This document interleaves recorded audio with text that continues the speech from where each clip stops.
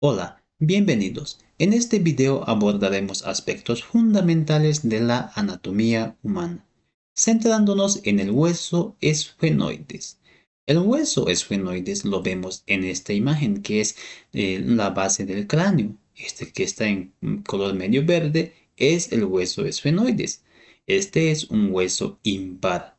El hueso esfenoides también se lo conoce como hueso cuña, debido a que está allí enclavado entre los demás huesos del cráneo. Por la parte anterior se articula con el hueso frontal y con el hueso etmoides. Por la parte posterior se articula con el hueso temporal y con el hueso occipital. El hueso esfenoides tiene las siguientes partes. En la parte media está el cuerpo. Y además de esto tiene tres apófisis. Uno que está en rojo son las alas menores o alas orbitarias o apófisis de ingracias. Después tenemos las alas mayores que está en amarillo, que también se lo conoce como las alas temporales. Y también hacia parte inferior están las apófisis pterigoides en color verde. Estudiaremos todas estas estructuras empezando por el cuerpo. El cuerpo, esta parte en celeste, pues tiene esta forma cúbica. ¿No? Si tiene forma de cubo, pues va a tener seis caras. Una cara superior, una cara inferior, una cara anterior, otra cara posterior y dos caras laterales. Empezamos por la cara superior.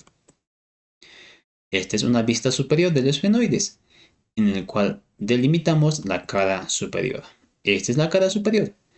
En la parte anterior tiene una superficie plana, el cual se denomina como yugo esfenoidal. Este yugo esfenoidal por su parte anterior se sobresale, ¿no? Al cual se lo conoce como el proceso etmoidal del hueso esfenoides.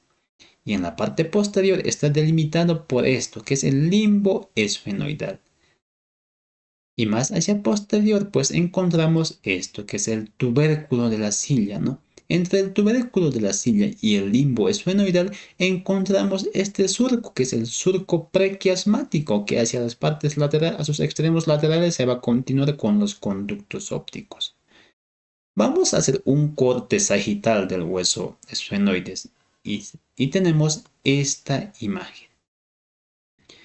Vemos en la parte anterior tenemos al proceso etmoidal del esfenoides, después tenemos al yugo esfenoidal y después teníamos al limbo esfenoidal y más hacia posterior el tubérculo esfenoidal y entre ambos el surco prequiasmático.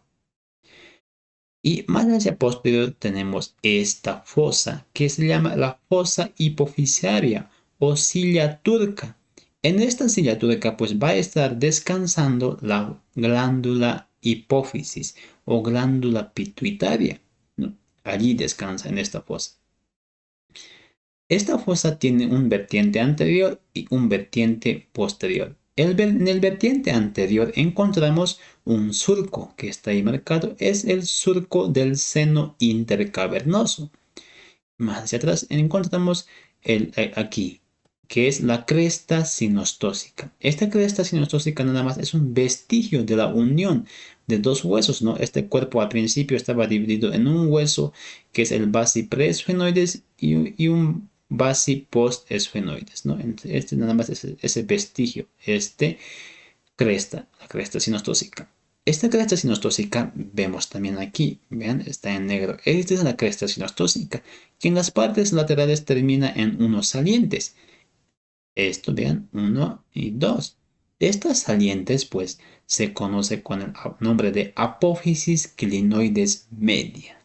Bien. El vertiente posterior de la silla turca se lo conoce como el dorso de la silla. El borde superior, esta parte que está en rojo, aquí también lo pinto en rojo, que es el borde superior.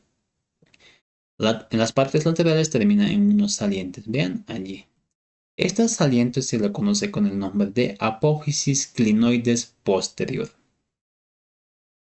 El borde o la cara posterior de lo que es del dorso de la silla, que es esto, está inclinada, ¿no? Tiene una dirección hacia inferior y posterior que se continúa pues hacia atrás con el clivus del occipital. Los bordes laterales del dorso de la silla, vemos, vamos a ver dos escotaduras. Una escotadura aquí, superior, que va a estar en relación con el nervio oculomotor. Y una escotadura inferior que va a estar en relación con el seno petroso inferior. Vemos ahora la cara anterior del cuerpo. Esta es la cara anterior del cuerpo, aquí ya delimitado. Lo vemos también en esta imagen, vean, esta es la cara anterior del cuerpo, el cual está formando una parte del techo de las fosas nasales.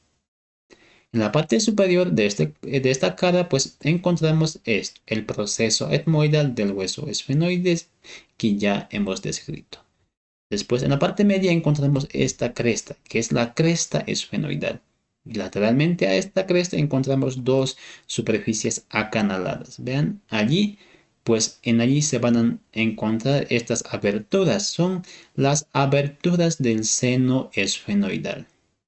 Más hacia el lateral encontramos esta superficie anfractuosa, ¿no? En el cual encontramos estas celdillas, o podemos decir hemiceldillas, que va a estar articulándose con dos huesos, ¿no? Uno con la cara posterior de los laberintos etmoidales y otro más hacia inferior, pues se va a articular con lo que es la apófisis orbitaria del hueso palatino, específicamente con la carilla esfenoidal de la apófisis orbitaria del hueso palatino.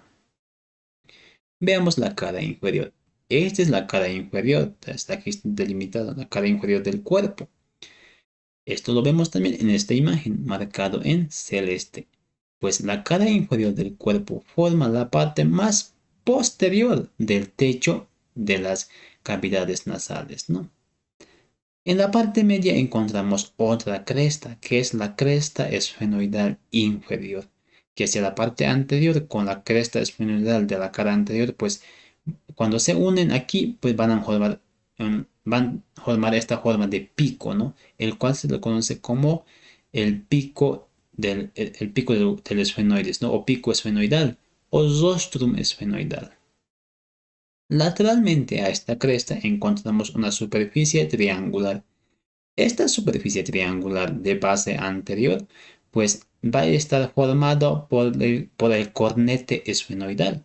¿Y qué es el cornete esfenoidal? Nada más es un punto de osificación. Para entenderlo, aquí tenemos el seno esfenoidal. Y este sería su pared inferior de este seno esfenoidal. Esta pared inferior está formado por un punto de osificación que se conoce como el nombre de cornete esfenoidal. Entonces, eso es pues esta superficie triangular, ¿no? Bien, esta superficie triangular pues, en su borde posterolateral pues va a estar delimitado por una apófisis, ¿no? Que es la apófisis vaginal de la apófisis pterigoides. Aquí se ve mejor, vean. Esta es la apófisis vaginal, ¿no? De la apófisis pterigoides. Que lo vamos a describir más adelante. Veamos la cara posterior del cuerpo. Es este que está delimitado en celeste. Tiene una forma cuadrangular, ¿no? El cual pues nada más se va a articular hacia atrás con el hueso occipital, como estamos viendo aquí, vean, hacia atrás con el hueso occipital se articula. Pues nada más en el adulto esta articulación pues no va a existir, es decir, va a estar soldada el esfenoides con el occipital. ¿No? En lo que es en la pubertad o en la adolescencia, los 20 años nos indica que aún puede existir esta articulación, ¿no? Pero después está soldado. Soldado. Bien, ahora veamos la cara lateral del cuerpo. Como vemos, esta cara lateral del cuerpo, de allí nacen estas, el ala menor y el ala mayor. Entonces, para ver el cuerpo, la cara lateral del cuerpo, pues tendría que cortar estas alas, ¿no? Por eso aquí se ha cortado el ala mayor, vean, se ha cortado el ala mayor y aquí arriba también se ha cortado el ala menor, ¿no?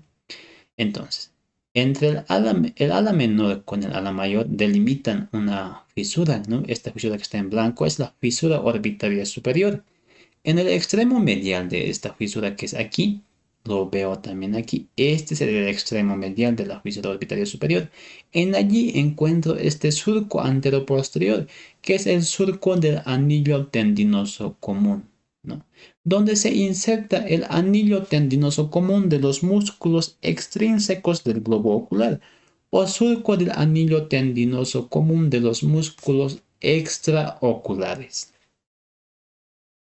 Este surco anteriormente termina en un tubérculo, ¿no? Es el tubérculo subóptico. Y más hacia anterior encontramos una superficie, ¿no? Una superficie plana o lisa, ¿no? Esta superficie pues nada más va a formar la parte más posterior de la pared medial de la cavidad orbitaria. Bien.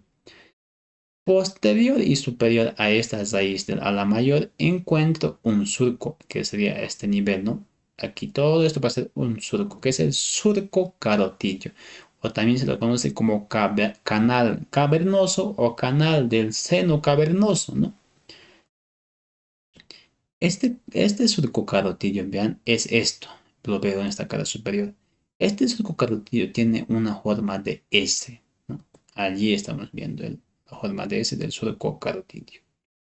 Bien, ahora veamos las alas menores. Las alas menores, es decir, estos son los ojitos, ¿no?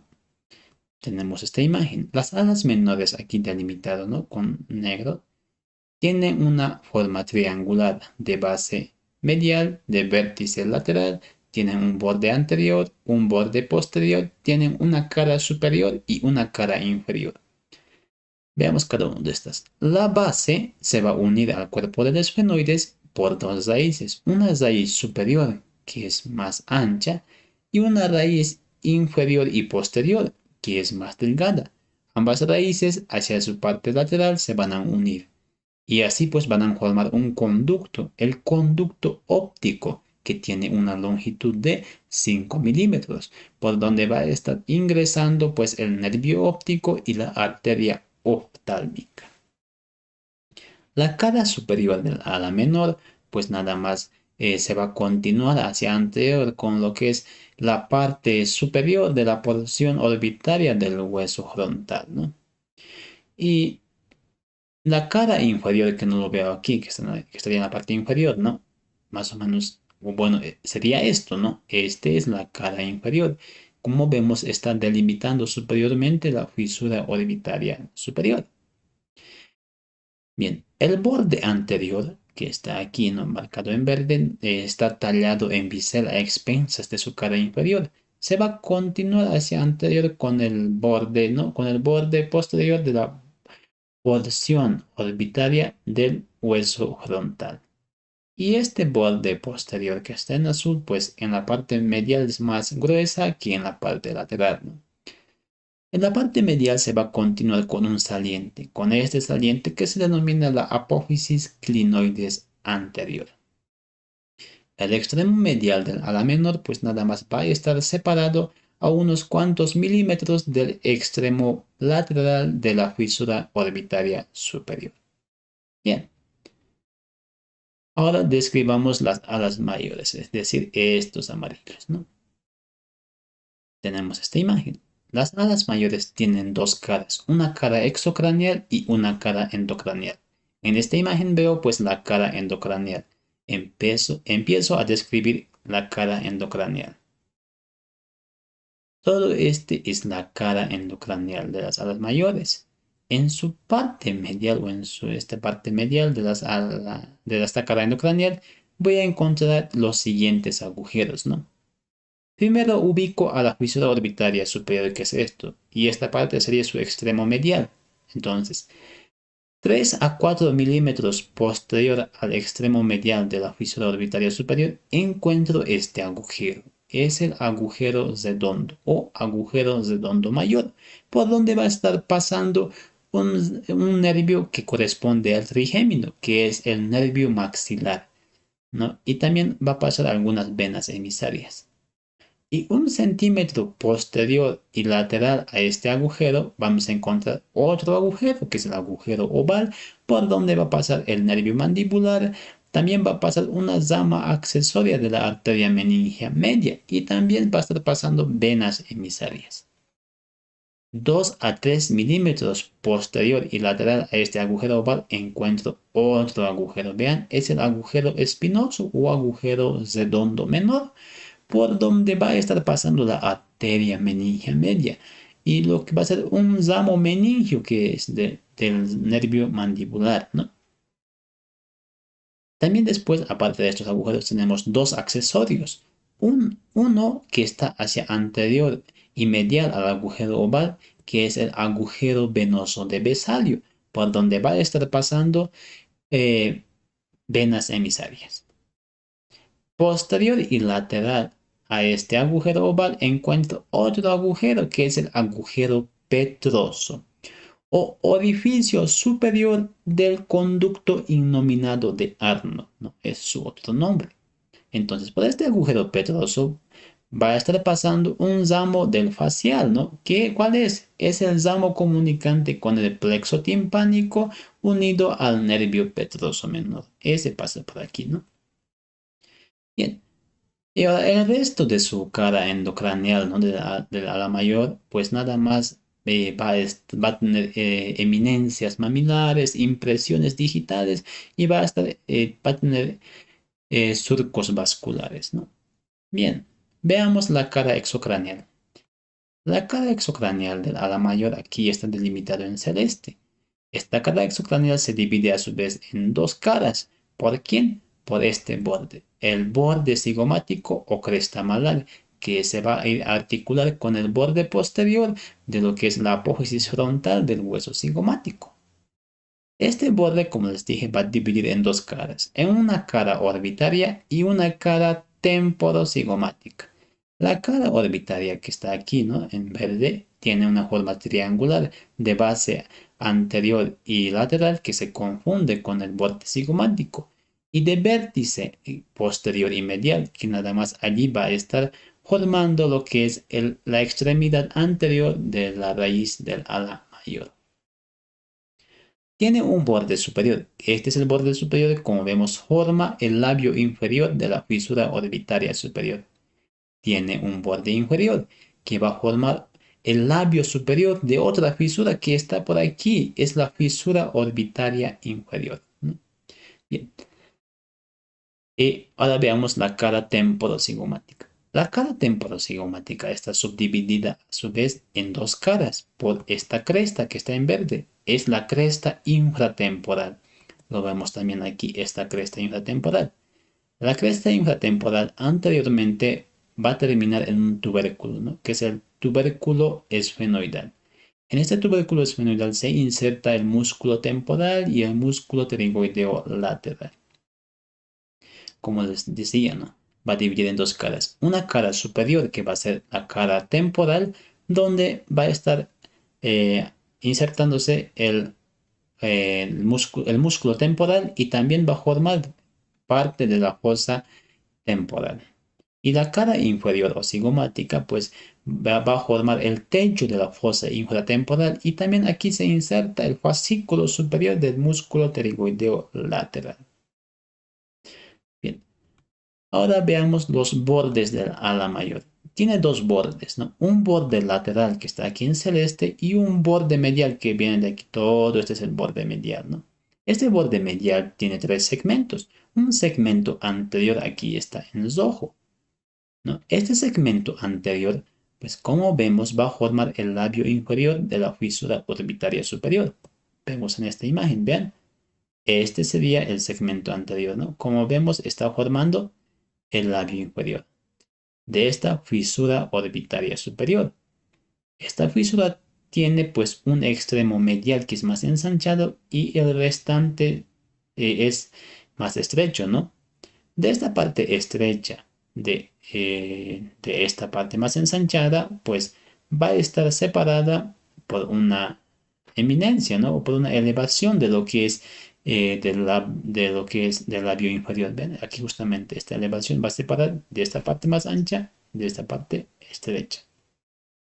Por toda esta fisura, es decir, por la fisura orbitaria superior, va a estar pasando el nervio oculomotor, el nervio abducens, el nervio troclear, ¿no? y también ramas terminales del nervio oftálmico, que a su vez pertenece al trigémino, ¿no? Y también va a estar la vena oftálmica pasando por ahí. Bien, el otro segmento es el segmento medio, ¿no? Este segmento medio nada más está unido al cuerpo del esfenoides. Después tenemos un segmento posterior. Este segmento posterior, ¿no? Para entenderlo, pues primero recordaremos que el esfenoides hacia atrás se articula con un hueso, ¿no? Con el hueso temporal. Entonces, este segmento posterior en en su parte anterior, ¿no? En su parte anterior, pues va a formar el borde anterior de este agujero, que es el agujero rasgado, ¿no? Y la parte posterior de este segmento, pues va a articularse con el borde anterior de la porción petrosa del hueso temporal. Por todo este segmento posterior, es decir, por su labio inferior. Este sería su labio superior, ¿no? Pero su labio inferior está abajo. Por todo allí, pues va a estar en relación con lo que es, con un canal por donde va a pasar la trompa auditiva, ¿no? Bien, ahora vamos a lo que es el borde lateral. El borde lateral del ala mayor que está aquí en celeste lo dividimos en dos, ¿no? Una parte inferior, que es esto, que está tallada en bisel a expensas de su cara endocranial. Y una parte superior que sería aquí, igual está tallada en bisel, pero a expensas de su cara exocranial, que no lo estoy viendo, ¿no? Bien. En la parte, en su extremo anterior, el borde lateral y el borde medial se unen a través de esta superficie. Bien, algo que me olvidaba, ¿no? Antes de pasar a esto, el segmento posterior, ¿no? Del borde medial con el cuerpo de los esfenoides, justo allí va a ver este saliente que está en rojo, que es la apófisis clinoides, ¿no? Esta apófisis clinoides, perdón, me estoy equivocando, es la língula esfenoidal. Ya, perdón. Esta língula esfenoidal pues va a dividir este agujero rasgado en dos partes. Una parte medial que es la arteria carótida, por donde va a estar pasando la arteria carótida interna. Y una parte lateral por donde va a estar atravesando otro ramo del facial. ¿Quién es? Es el nervio petroso mayor, unido también con el nervio petroso profundo, ¿no? Por allí también va a atravesar. Bien, ahora sí. El extremo anterior, ¿no? El borde lateral con el borde medial se unen por esta superficie triangular. Esta superficie triangular recibe el nombre de superficie triangular frontal, donde en su parte anterior se va a articular con el hueso frontal, mientras que en su parte superior y posterior se articula con el ángulo esfenoidal del hueso parietal. En este extremo posterior, ¿no? En la unión de lo que es el borde lateral y el borde medial, va a haber van a terminar en lo que es en la forma de una arista, ¿no? Más o menos, ¿no? En el cual su vértice, ¿no? Esta parte de su vértice va a estar encajando, ¿no? En este ángulo formado por la porción petrosa y la porción escamosa del temporal, allí, ¿no? Y a su vez, este vértice pues se va a prolongar hacia la parte inferior, ¿no? Hacia la parte de abajo se va a prolongar, como vemos aquí, vean. Se prolonga hacia abajo o hacia inferior. A esto se lo conoce con el nombre de espina del esfenoides. Entonces allí estamos viendo la espina del esfenoides. Bien, ahora hablemos de las apófisis pterigoides, de las patitas, ¿no? Ahí, de estos verdes. Bien. Las apóstoles nacen de dos raíces. Una raíz que es más estrecha, ¿no? Que se une al cuerpo de los esfenoides en su cara inferior. Y una raíz que es más ancha, vean, nace del ala mayor de los esfenoides. Ambas raíces se unen en la parte inferior. Así van a delimitar este conducto, que es el conducto pterigoideo, por donde pasan vasos y nervios pterigoideos. Hacia la parte inferior, la apófisis pterigoides pues va a estar formado por dos láminas. Una lámina lateral, que es esto, ¿no? Que es más ancha. Y esta lámina medial, ¿no? Para entenderlo mejor, pues este apófisis presenta cuatro caras. Una cara anterior y una cara lateral, otra cara medial y otra cara posterior que está hacia atrás. Empezamos a describir esta cara anterior, ¿no? Toda esta cara anterior vemos que la lámina lateral y la lámina medial de la mitad hacia arriba están unidas, pero mientras de la mitad hacia abajo están separadas. A esta se lo conoce con el nombre de escotadura pterigoidea, donde se va a articular pues con la apófisis piramidal del hueso palatino, ¿no? Y a su vez esta cara anterior, como vemos aquí, esta sería la cara anterior de la apófisis pterigoides. Vemos está formando la pared posterior de este trasfondo, que es el trasfondo de la fosa infratemporal. La cara lateral, lo vemos aquí en rojo, aquí, este sería la cara lateral, pues va a limitar medialmente a otra fosa que está más hacia lateral, que es la fosa infratemporal. Ahí limita, ¿no? La cara medial de la apófisis pterigoides, que sería para entenderlo mejor, ya que es más complicada esta parte, presentamos el siguiente esquema. Este es el cuerpo de los esfenoides. Aquí estarían sus aberturas del seno esfenoidal. Y aquí tenemos las dos apófisis pterigoides. Este sería la cara medial de la apófisis pterigoides. Esta cara medial en la parte superior termina en un saliente. Vean, este saliente se lo conoce con el nombre de apófisis vaginal de la apófisis pterigoides, ¿no? Esta apófisis vaginal vemos cómo limita con la parte, con la cara inferior del cuerpo un surco, vean, limita este surco. Y en su cara inferior de esta apófisis vaginal encontramos otro surco, vean aquí, ¿no? Está el puntero, lo levanto, vean, este surco, ¿no? Ese surco. Entonces tenemos dos surcos. Aquí se va a articular el hueso vómer, vean. Y cuando el ala del vómer, del hueso del vómer, vemos, va a completar este surco y va a convertirse en un conducto. Se denomina el conducto vómero-vaginal o conducto esfeno-vomeriano lateral.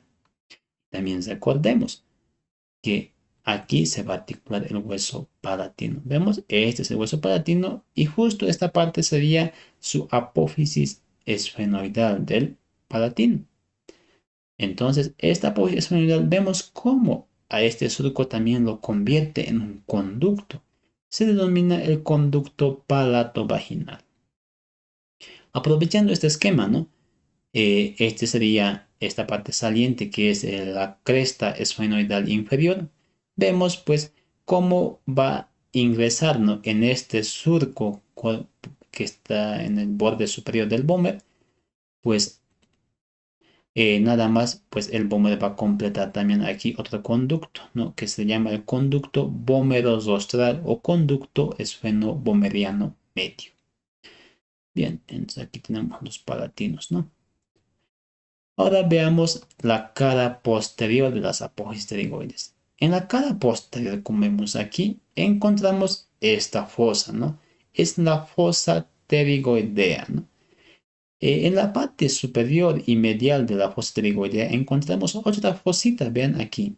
Esta fosita señalada aquí es la fosita escafoidea, donde se va a insertar el músculo tensor del velo del paladar. La fosa pterigoidea tiene una pared medial y una pared lateral. En la pared medial, pues nada más va a estar en relación con el músculo tensor del velo del paladar. La pared lateral, ¿no? Esta pared lateral y la parte del fondo de esta fosa pterigoidea va a estar insertándose el músculo pterigoideo medial o interno, ¿no? Ahí se inserta. Bien. Ahora recordemos, ¿no?, que tenía una lámina medial y una lámina lateral. En el borde posterior de esta lámina medial, en la parte superior de este borde posterior, Pues la parte superior del borde posterior de la lámina medial encontramos una escotadura. Aquí está en celeste. Esa es la escotadura tubárica. Como vemos aquí en esta imagen, este sería la lámina lateral y este sería la lámina medial. Vemos que en su parte superior encontramos esta escotadura en celeste, la escotadura tubárica. Y hacia más inferior, pues puede haber esta espina, ¿no? Se conoce con el nombre de espina tubárica. Más hacia inferior, vamos a encontrar que la lámina medial, va a terminar en una apófisis, ¿no? Que es la apófisis o lo que es el gancho pterigoideo, ¿no? Este gancho también se lo conoce con el nombre de apófisis anular. Ahí está señalado, ¿no? El gancho de la apófisis pterigoides. Nada más que aquí también se va a estar reflejando lo que es el músculo tensor del velo del paladar. Bien. Ahora, en el borde posterior, este sería el borde posterior de la lámina lateral, en la parte superior encontramos este saliente marcado con las flechas rojas. Vean, este saliente se le conoce con el nombre de, se le conoce con el nombre de apófisis pterigoespinosa, ¿no? O también espina de Sibillini, donde se inserta el ligamento pterigoespinoso. Bien, con esto hemos acabado. Pues muchas gracias por su atención.